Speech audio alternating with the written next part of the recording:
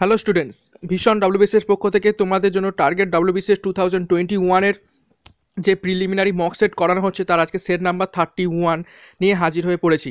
তোমরা সকলেই জানো 30টি করে গুরুত্বপূর্ণ এমসিকিউ প্রতিটা সেটে করানো হয়।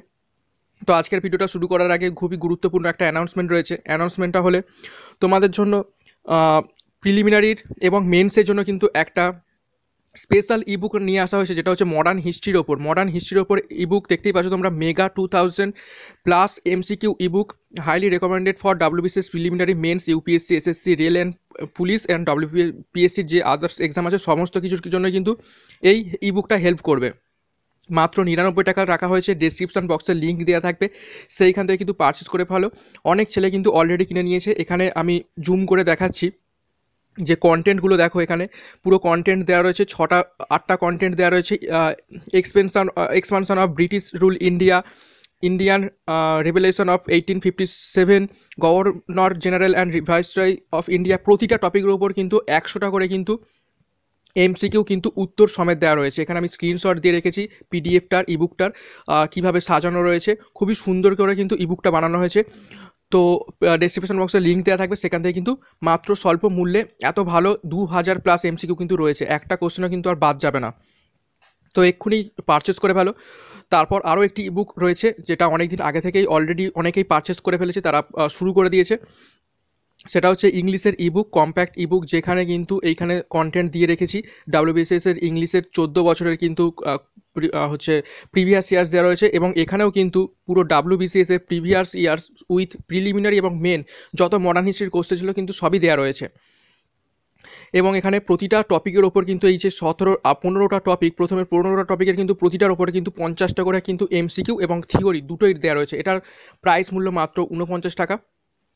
অলরেডি তোমরা হয়তো অনেকে পারচেস করে ফেলেছো, এবং যারা করনি তারা অবশ্যই গিয়ে কিন্তু পারচেস করে নাও। এবং আরও 3টে ইবুক, যেটা থিওরি, অনলি থিওরি পড়ার জন্য যারা পড়তে চাও, যারা শুরু করছো তাদের জন্য এনসিয়েন্ট হিস্ট্রি, মেডিয়েভাল হিস্ট্রি এবং মডার্ন হিস্ট্রির কিন্তু এই 3টে ইবুক থিওরির উপর বেস করে কিন্তু বানানো হয়েছে, যেগুলোর প্রাইস মূল্য একটু বেশি, 99 টাকা করে। এবং মডার্ন হিস্ট্রিটা 149 টাকা। যারা সবে শুধুমাত্র শুরু করেছো তাদের কাছে কিন্তু এই ইবুক 3টে কিন্তু খুবই গুরুত্বপূর্ণ। তোমরা ডিসক্রিপশন বক্সে সব লিঙ্ক পেয়ে যাবে, এবং আমাদের টেলিগ্রাম চ্যানেলেও কিন্তু লিঙ্ক দেওয়া থাকবে, তোমরা সেখান থেকে কিন্তু পারচেস করে নিতে পারবে। তো চলো আজকের ভিডিওটা শুরু করা যাক। আজকে 30টা এমসিকিউ কী রয়েছে সেগুলো দেখে নেব। ফার্স্ট কোশ্চেন কী বলছে? Which of the following sources describe the Mauryas as belongs to the Shudra varna? অর্থাৎ নিচের কোন গ্রন্থ মৌর্যদের শূদ্র বর্ণের অন্তর্গত বলে বর্ণনা করে? ভেরি ইম্পর্টেন্ট কোশ্চেন নাম্বার 1-এর সঠিক উত্তর হয়ে যাবে অপশান এ, পুরাণ থেকে জানতে পারি যে মৌর্য বংশ অ্যাকচুয়ালি শূদ্র বংশের অন্তর্গত। ডিটেলসে দেখব। পুরাণে মৌর্য বংশের প্রতিষ্ঠাতা চন্দ্রগুপ্তকে নিজ বংশজাত বা শূদ্র বংশের অন্তর্গত বলা হয়েছে। বিষ্ণু পুরাণের টিকাকার রত্নগর্ভ তাকে নিজ বংশের বলে বর্ণনা করেছেন। এছাড়াও চন্দ্রগুপ্তকে পুরাণে শূদ্র গর্ভোদ্ভব বলে পরিচয় দেওয়া হয়েছে। ভেরি ইম্পর্টেন্ট কোশ্চেন, অনেকবারই কিন্তু পরীক্ষা এসেছে। Next question number 2, which one of the following sources state that Srinagar was build by Ashoka? Very important question, বহুবার ডাব্লিউবিসিএসেই এসেছে। যে বলছে নিম্নলিখিত কোন গ্রন্থে বলা হয়েছে যে শ্রীনগর অশোকের দ্বারা নির্মিত? অর্থাৎ নিচের কোন গ্রন্থটা অ্যাকচুয়ালি শ্রীনগর অর্থাৎ কাশ্মীরের প্রাচীন হিস্ট্রি ব্যাপারে লেখা রয়েছে? কোশ্চেন নাম্বার 2-এর সঠিক উত্তর হয়ে যাবে অপশান এ, কলহনস রাজতরঙ্গিনী। কলহনের যে বইটা রয়েছে রাজতরঙ্গিনী, সেই রাজতরঙ্গিনী কিন্তু এই কাশ্মীরের ইতিহাস সম্বন্ধে বলা রয়েছে। কলহনের রাজতরঙ্গিনীতে বলা হয়েছে মৌর্য সম্রাট অশোক শ্রীনগর শহরটির পত্তন ঘটান। 14দশ শতক পর্যন্ত মৌর্যদের হাতে শ্রীনগরের শাসনভার নষ্ট হয়েছিল। অশোকের মাধ্যমেই কাশ্মীর উপত্যকায় বৌদ্ধ ধর্ম প্রসার লাভ করে বলে জানা যায়। Very important question. Next question number 3, who among the following was not a Greek ambassador staying at the Mauryas court? অর্থাৎ নিচের মধ্যে কে মৌর্যদের রাজ্যসভাতে উপস্থিত গ্রিক দূত ছিলেন না? তো অপশান 4টে দেওয়া আছে, তার মধ্যে 3জন কিন্তু মৌর্যদের রাজ্যসভায় গ্রিক দূত হিসাবে এসেছিলেন, কিন্তু একজন ছিলেন না। তো তিনি কে? কোশ্চেন নাম্বার 3 এর সঠিক উত্তর হয়ে যাবে অপশান ডি, ডাইনিসিয়াস কিন্তু মৌর্যদের সময়কার ছিল না এবং মৌর্যদের রাজসভাতেও কিন্তু উপস্থিত ছিল না, কিন্তু বাদ বাকি প্রথম 3জন মেগাস্থেনিস, ডায়োডরাস এবং ডাইমাচুস এই 3জন কিন্তু মৌর্যদের রাজ্যসভায় কিন্তু উপস্থিত ছিল। ওকে, তারপর নেক্সট কোশ্চেন, এটা ডিটেলসে দেখব। ডাইনিসিয়াস ছিলেন রাশিয়ার লোক, ইনি গ্রিক ছিলেন না। পঞ্চদশ অর্থাৎ ষড়ক শতকে তিনি মস্কো স্কুলের চিত্রকলা বিভাগে চিত্রের ছাপ রাখেন। এটা চিত্রের হবে। 1995 থেকে 96 সালে ভার্জিনিটি নেটিভ ক্যাথেড্রাল একটি ফ্রেস্কো চিত্রতে তার অনবদ্য শিল্পকীর্তি কিন্তু পরিলক্ষিত হয়। 1495 থেকে 96 সালে একটি চিত্র কিন্তু বা ফ্রেস্কোতে তার অনবদ্য শিল্পকীর্তি পরিলক্ষিত হয়। Very very important question. Next question number 4, Kantakashodhanas of the Mauryan period were. Very very important question. তো বলছে মৌর্যদের যুগের কন্টক শোধন ছিল কোন ডিপার্টমেন্ট? কোশ্চেন নাম্বার 4 এর সঠিক উত্তর হয়ে যাবে option C, criminal code. Criminal কোডকে মৌর্যদের সময়কার যে অ্যাডমিনিস্ট্রেশন ছিল তাকে কন্টক শোধনা হিসাবে কিন্তু ডাকা হতো। ডিটেলসে দেখব, এটা ডিটেলস রাখা নেই। Next question number 5, the British government introduced the portfolio system for the first time. অর্থাৎ ব্রিটিশ সরকার প্রথমবারের মতো পোর্টফোলিও সিস্টেমটি চালু করে কত সালে? কোশ্চেন নাম্বার 5 এর সঠিক উত্তর হয়ে যাবে অপশান সি, 1861। 1861 সালে ব্রিটিশ সরকার প্রথমবারের মতো পোর্টফোলিও সিস্টেম ভারতে চালু করেছিল। ডিটেলসে দেখব। 1861 সালে আগস্ট মাসে ব্রিটিশ পার্লামেন্ট একটি অ্যাক্ট পাস করে যা ইন্ডিয়ান কাউন্সিল অ্যাক্ট 1861 নামে পরিচিত। এটিতে ভারতের ভাইসরয়ের এক্সিকিউটিভ কাউন্সিলকে একটি পোর্টফোলিও সিস্টেমের ক্যাবিনেট ব্যবস্থার মাধ্যমে পরিচালনা করার কথা বলা হয়। এই সময় গভর্নর জেনারেল ছিলেন লর্ড ক্যানিং, তিনি এই পোর্টফোলিও সিস্টেমটা চালু করেন। 1861 অ্যাক্ট অনুসারে নতুন কাউন্সিলে 6টি সদস্যপদ ছিল, যেমন স্বরাষ্ট্র, সামরিক, আইন, রাজস্ব, অর্থনীতি ও জনকৃত্তিক। এগুলির প্রতিটির একটি নির্দিষ্ট দপ্তর গড়ে তোলা হয় পোর্টফোলিওর সিস্টেমের মাধ্যমে। Very very important question. Next question number 6, the Whiteley commission was concern with. অর্থাৎ হুইটলি কমিশন কিসের সাথে সম্পর্কিত? Very very important question. তো হুইটলি কমিশন কিসের সাথে সম্পর্কিত ছিল? অপশান এ, লেবার সম্পর্কিত ছিল হুইটলি কমিশন। ডিটেলসে দেখব। হুইটলি কমিশনের অপর নাম ছিল the royal commission on labour in India. এটি 1929 থেকে 31 গড়ে উঠেছিল। এটির দায়িত্বভার ন্যস্ত হয়েছিল জে.এইচ. হুইটলির ওপর। বিংশ শতকের প্রথম ভাগে জে.এইচ. হুইটলি জয়েন্ট ইন্ডাস্ট্রিয়াল কাউন্সিলসের বিষয়ে প্রথম আলোকপাত করেন। এই কমিশনটি গড়ে উঠেছিল বাণিজ্য একত্রীকরণের সময়, যখন শিল্পক্ষেত্রে নানাবিধ সমস্যা মাথা দিচ্ছিল। সর্বোপরি ব্রিটিশ সাম্রাজ্যবাদ শিল্পক্ষেত্রে একটা উল্লেখযোগ্য স্থান গড়তে চাইছিল ও শ্রমিকদের ক্ষেত্রে দারিদ্র্য একটি জটিল সমস্যা হিসাবে দেখা দিয়েছিল। তারপর next question number 7, the Indian association played an important role in arising national consciousness through the formation of। অর্থাৎ ইন্ডিয়ান অ্যাসোসিয়েশন এই সংগঠনটি কোনটার গঠনের মাধ্যমে জাতীয় চেতনা জাগিয়ে তোলার ক্ষেত্রে গুরুত্বপূর্ণ ভূমিকা পালন করেছিল? কোশ্চেন নাম্বার 7 এর সঠিক উত্তর হয়ে যাবে option C, Indian National Conference. ঠিক আছে, ইন্ডিয়ান ন্যাশনাল কনফারেন্স। ডিটেলসে দেখব। ভারতীয় জাতীয় কংগ্রেসের পূর্বসূরি প্রতিষ্ঠানটা হলো ইন্ডিয়ান ন্যাশনাল কনফারেন্স। এটি মূলত 1883 থেকে 1885 সালের দুটি অধিবেশন বসেছিল। ইন্ডিয়ান ন্যাশনাল অ্যাসোসিয়েশন হলো ব্রিটিশ ভারতের প্রথম স্বীকৃত জাতীয়তাবাদী প্রতিষ্ঠান। এই প্রতিষ্ঠানের উদ্দেশ্য ছিল জনসাধারণের যাবতীয় রাজনৈতিক, বিচারগত চিন্তাধারা ও বস্তুগত প্রসারের দিকগুলি সরকারের কাছে তুলে ধরা। এই প্রতিষ্ঠানটি শিক্ষিত লোকেদের ও বিবিধ রাজনৈতিক মতাদর্শের নেতৃবৃন্দকে উজ্জীবিত করতে সাহায্য করেছিল। Very very important question. Next question number 8, who designed the national flag of India adopted by the Constitutional Assembly on July 21, 1947? Very very important question. 1947 সালের 21 জুলাই গণপরিষদ গৃহীত ভারতের জাতীয় পতাকার ডিজাইন কে করেছিলেন? কোশ্চেন নাম্বার 8 এর সঠিক উত্তর হয়ে যাবে অপশানে পিঙ্গালি ভেঙ্কাইয়া নাইডু। পিঙ্গালি ভেঙ্কাইয়া নাইডু আমাদের জাতীয় পতাকার কিন্তু ডিজাইন করেছিলেন। 1947 সালের 21 জুলাই কনস্টিটিউশন অ্যাসেম্বলির আলোচনা সভায় পিঙ্গালি ভেঙ্কাইয়া নাইডুর নকশা করা ভারতের জাতীয় পতাকাটি স্বীকৃত ও গৃহীত হয়। Next question number 9, How many delegates had attended the first session of the Indian National Congress in 1885? Very very important question, বহুবার পরীক্ষা এসেছে। 1885 সালে কতজন প্রতিনিধি ভারতীয় জাতীয় কংগ্রেসের প্রথম অধিবেশনে অংশ নিয়েছিল? Very very important. Question number 9-এর সঠিক উত্তর হয়ে যাবে অপশান ডি, 78। 78 জন কিন্তু হচ্ছে প্রথম কনফারেন্সে কিন্তু যোগদান করেছিল, যেটা হয়েছিল বম্বেতে। বম্বের গোকুল দাস সংস্কৃত কলেজে কিন্তু এই কনফারেন্সটা হয়েছিল, প্রথম অধিবেশন জাতীয় কংগ্রেসের, যেখানে 78 জন প্রতিনিধি গোটা ভারতবর্ষ থেকে যোগদান করেছিলেন। ভারতীয় জাতীয় কংগ্রেসের প্রথম অধিবেশনটি 1885 সালের 28 থেকে 30 ডিসেম্বর বম্বের গোকুল দাস তেজপাল সংস্কৃত কলেজে অনুষ্ঠিত হয়েছিল এবং এতে 72 জন প্রতিনিধি উপস্থিত ছিলেন।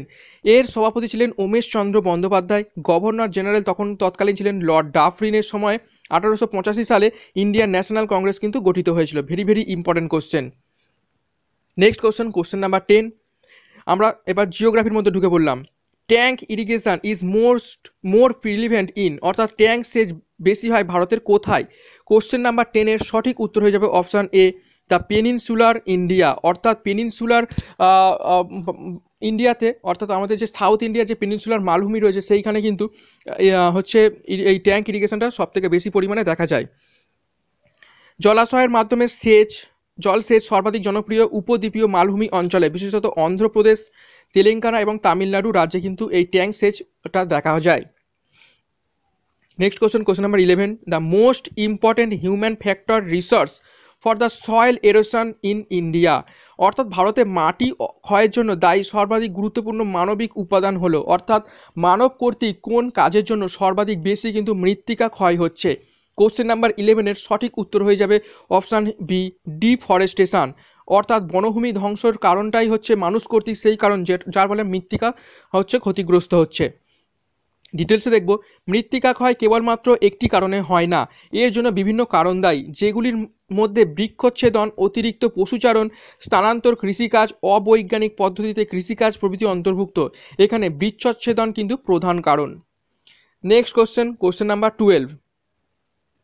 Mangrove vegetation in India is the most extensive in, অর্থাৎ ভারতে ম্যানগ্রোভ গাছপালা সবচেয়ে বিস্তৃত কোথায়? Very very important question number 12-এর সঠিক উত্তর হয়ে যাবে সকলেই জানো অপশান ডি, সুন্দরবন। সুন্দরবনে কিন্তু ম্যানগ্রোভ ভেজিটেশন অর্থাৎ ম্যানগ্রোভ গাছপালা সবথেকে বেশি বিস্তৃত এবং বেশি পরিমাণে দেখা যায়। ভারতের সর্বাধিক বিস্তীর্ণ এবং নিবিড় বা ঘন ম্যানগ্রোভ অরণ্য গঙ্গা বদ্বীপীয় সুন্দরবনে কিন্তু গড়ে উঠেছে, যেখানে সুন্দরী, কোরান হচ্ছে গেউয়া, এই সমস্ত গাছ কিন্তু এই ম্যানগ্রোভ গাছ হিসাবে কিন্তু দেখা যায়। Next, tobacco cultivated in India is mostly use to make, অর্থাৎ ভারতে চাষ করা তামাক বেশিরভাগই তৈরিতে ব্যবহৃত হয়, অর্থাৎ ভারতের তামাক চাষটা যে তৈরি করা হয় সেটা বেশিরভাগ কিসে ব্যবহার করা হয়? তো কোশ্চেন নাম্বার 13-এর সঠিক উত্তর হয়ে যাবে অপশান বি, বিড়ি, যেটাকে বাংলায় বলে বিড়ি তৈরিতে কিন্তু সবথেকে বেশি তামাক ব্যবহৃত হয়। Next question number 14।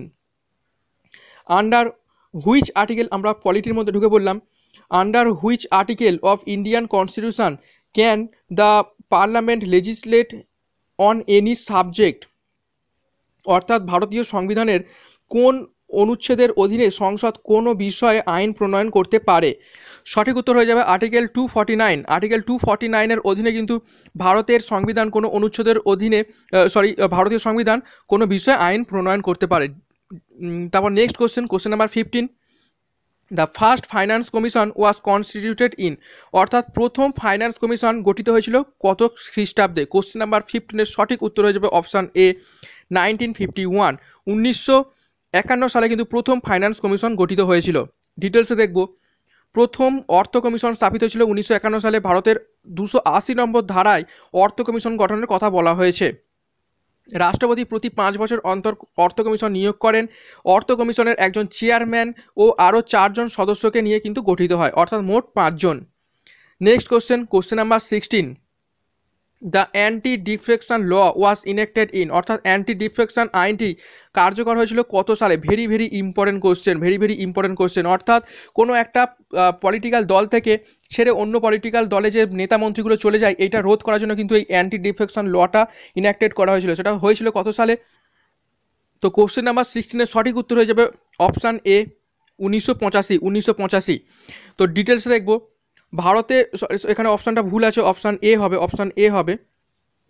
ভারতের সংবিধানের প্রথম তপশিলি 52তম সংশোধনী আইন অনুযায়ী 1985 সালে দলত্যাগ বিরোধী আইন অর্থাৎ অ্যান্টি ডিফেকশন ল প্রণয়ন করা হয়েছে।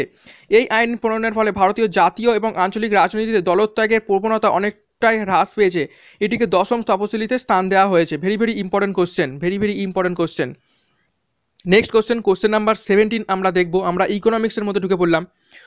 What rate of interest is effective at the time of given short-term loan to the commercial bank by Reserve Bank of India? অর্থাৎ ভারতীয় রিজার্ভ ব্যাংক বাণিজ্যিক ব্যাংকগুলিকে স্বল্পমেয়াদী ঋণ দেওয়ার সময় যে সুদের হারে ঋণ দেয় তাকে কি বলে? কোশ্চেন নাম্বার 17-এর সঠিক উত্তর হয়ে যাবে অপশান এ, রেপো রেট কিন্তু বলা হয়। ডিটেলসে দেখব। দেশের বাণিজ্যিক ব্যাংকগুলিকে আরবিআই দু ধরনের ঋণ প্রদান করে।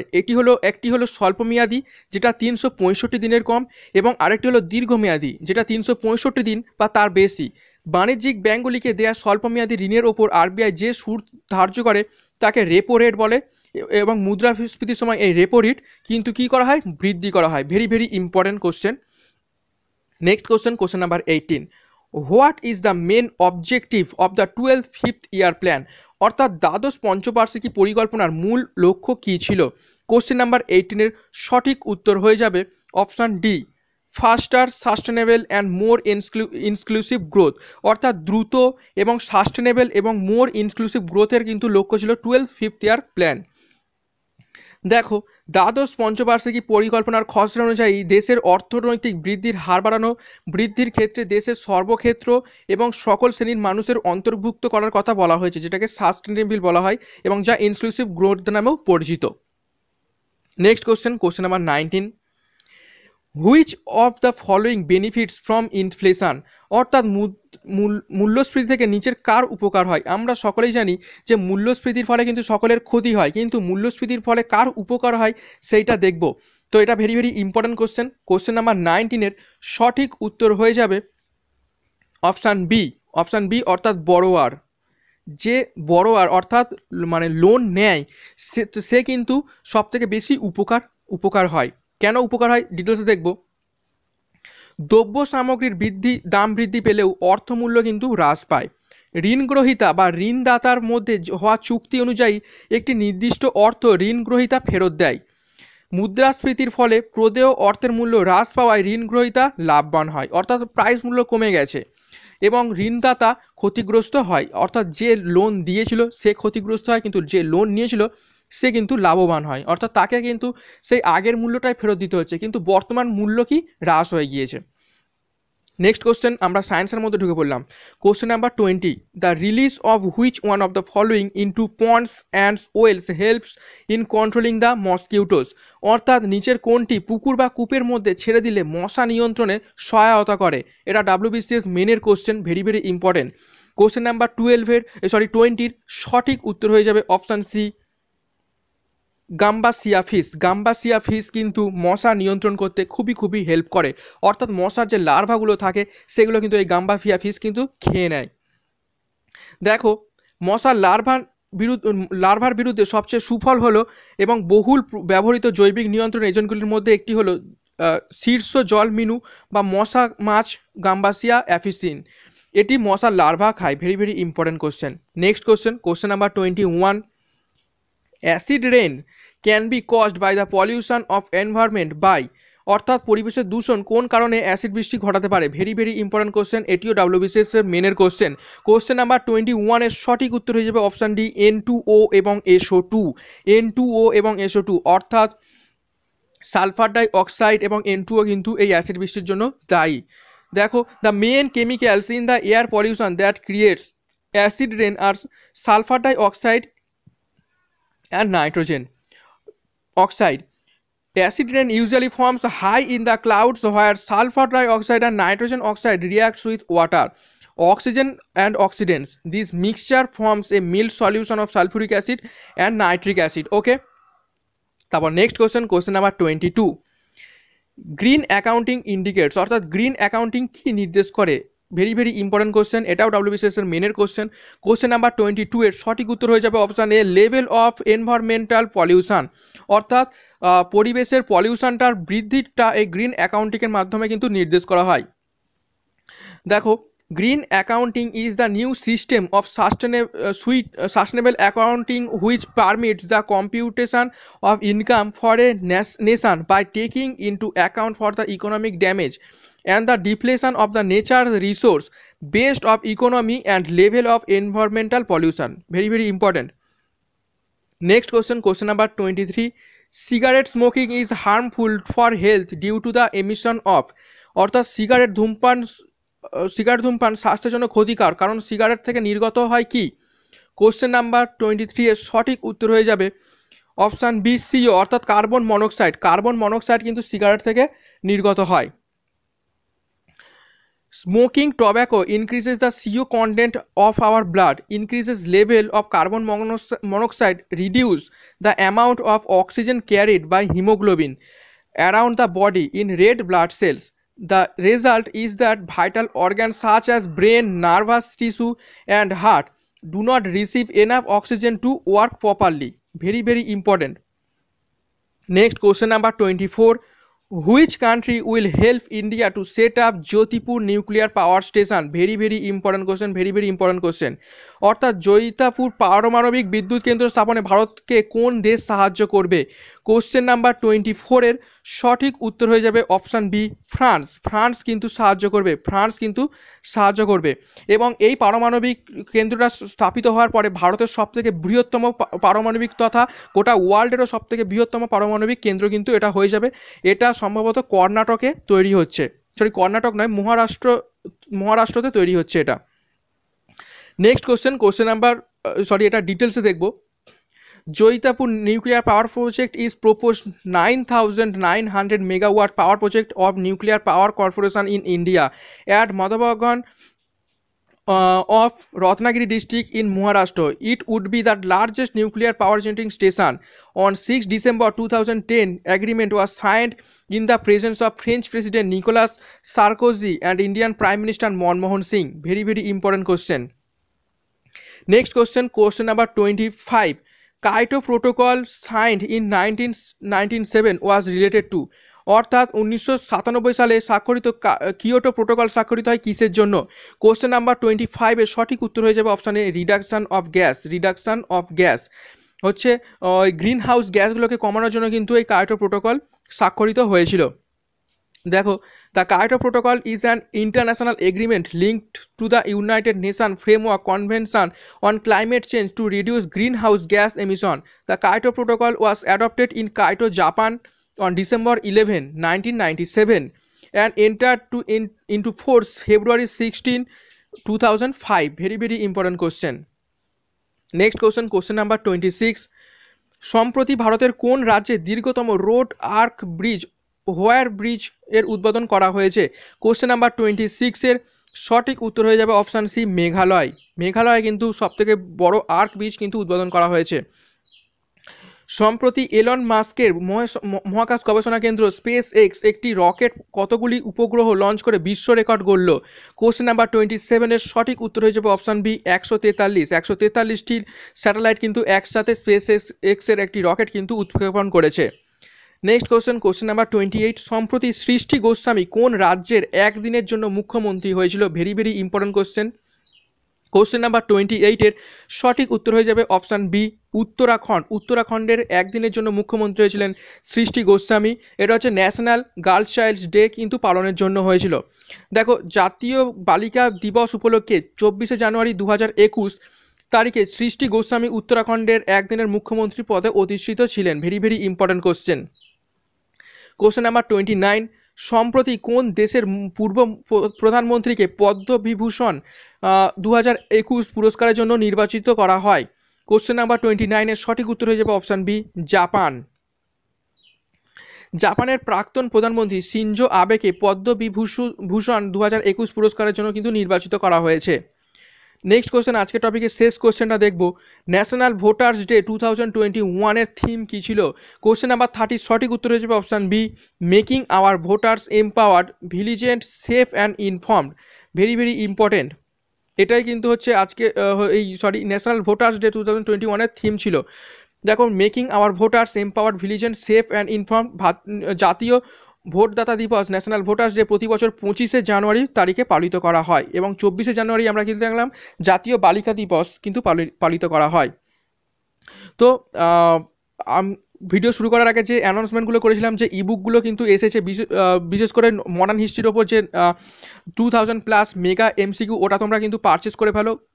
খুব সুন্দর করে কিন্তু অ্যারেঞ্জমেন্ট করে কিন্তু এমসিকিউগুলো রাখা হয়েছে। 2000 এমসিকিউ মডার্ন হিস্ট্রি থেকে একটা কোশ্চেনও কিন্তু বাদ যাবে না। সাথে ডাব্লিউবিসিএস প্রিলিমিনারি এবং মেনেরও যত বছর ছিল, প্রায় 10 বছরের কিন্তু এমসিকিউ ওখানে অ্যান্সারের সমেত করে দেওয়া আছে। 1000টা এমসিকিউ ওভারঅল দেওয়া আছে, এবং টপিক ভিত্তিক কিন্তু 100টা করে এমসিকিউ, প্রায় 500টা কিন্তু এমসিকিউ দেওয়া রয়েছে। ওভারঅল 200টা প্লাস এমসিকিউ। থিওরির ওপর 3টে কিন্তু আলাদা আলাদা বুক এসছে, এনসিয়েন্ট হিস্ট্রি, মেডিয়েভেল হিস্ট্রি এবং মডার্ন হিস্ট্রি। এবং সাথে কিন্তু যারা ইংলিশের জন্য বই খুঁজছিলে, একদম ডাব্লিউবিসিএসের প্যাটার্ন মেনে কিন্তু ইংলিশের ওপরেও যে ইবুকটা আছে সব পেয়ে যাবে। আমাদের ডেসক্রিপশন বক্সে কিন্তু লিঙ্ক দেওয়া থাকবে, এবং টেলিগ্রাম চ্যানেলেও কিন্তু লিঙ্ক দেওয়া থাকবে, এবং এই আজকের ভিডিওটার পিডিএফটা সেটাও কিন্তু টেলিগ্রাম চ্যানেল থেকে পেয়ে যাবে। তো আজকের ভিডিও কেমন লাগলো অবশ্যই সাবস্ক্রাইব করো চ্যানেলে নতুন হয়ে থাকলে, এবং কেমন লাগলো লাইক করে জানাও, এবং কমেন্ট করে জানাও তোমরা কতগুলি সঠিক উত্তর করতে পারলে। তো এখানেই শেষ করছি। Thank you.